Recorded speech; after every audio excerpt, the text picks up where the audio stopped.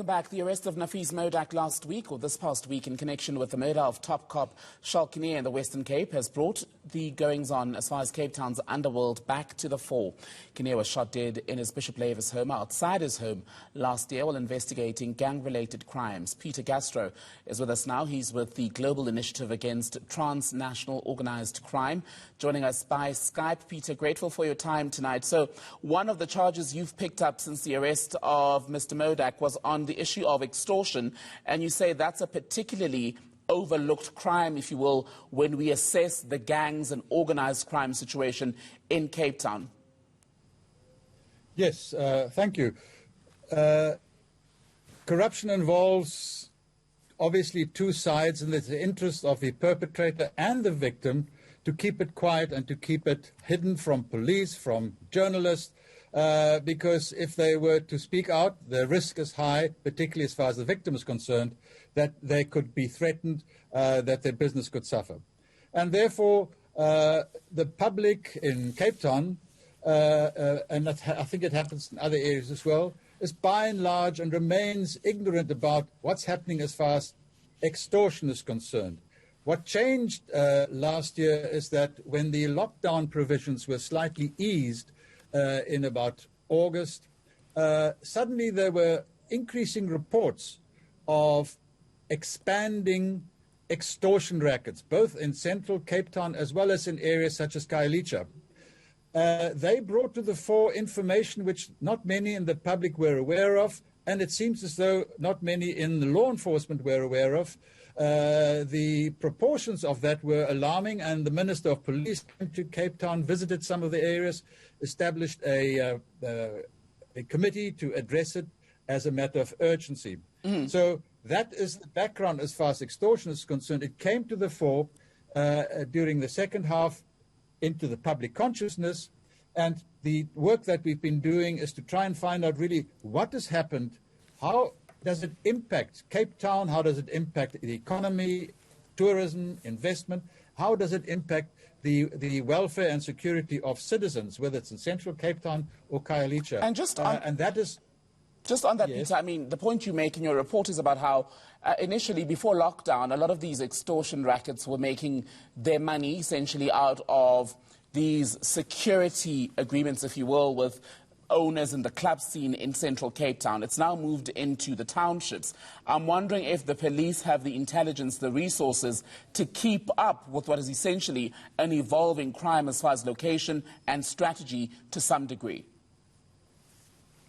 What it did become clear is that the incapacity of the police, inability to address this type of crime, extortion, is just not there. And so a significant contributing factor to the expanding extortion rackets was precisely the inability of the police to address it properly. It had a lot to do also with crime intelligence, where there's turmoil both at lower level and at senior level, at national level, where the allegations are widespread that members of the police are involved in some of these rackets, and there where the relationship between the police and the community is really, really bad.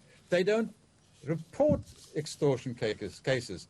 And if they don't report extortion cases to the police can't investigate it. So it's a vicious circle.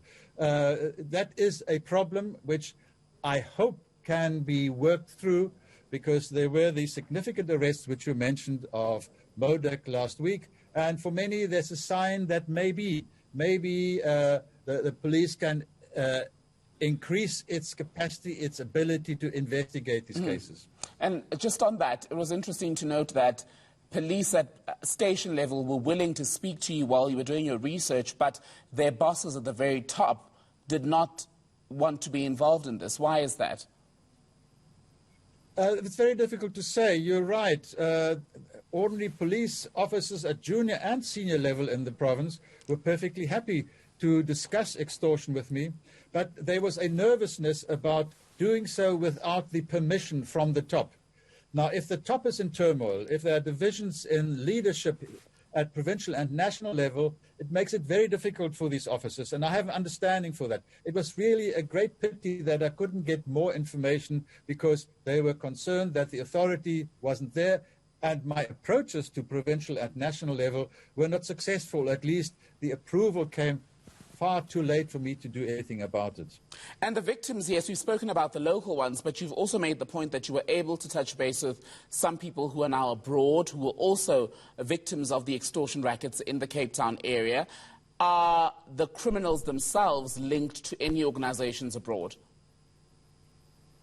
Just repeat the last part of your question. Sorry, I was saying, you made the point in your report that some of the victims of this extortion in Cape Town are international people, and I'm curious about whether the criminals themselves have links to anyone abroad as far as association. There's no suggestion of that that I could come across. They are very sophisticated, smart, and very wealthy businessmen who are operating in the Cape Town area. But the one incident that you mentioned is interesting because it involves someone I interviewed who is now living abroad, who lost personally about 150 million rand. Numerous jobs were lost, and some of his friends pulled back their investments, which they were going to put into South Africa and Cape Town more specifically. So these acts of extortion don't only operate on the corner shop or the bar or the nightclub, they also have an impact on investment, on confidence, and on tourism. So you are good to mention that case. Mm-hmm. Peter Gastrow, so good to speak to you, Senior Advisor at the Global Initiative Against Transnational Organised Crime, speaking to us about the extent of extortion in particular in the Cape Town central area, as well as its spread now to the townships as a result of the lockdown, which then resulted in the shutdown of the entertainment business itself. In other news,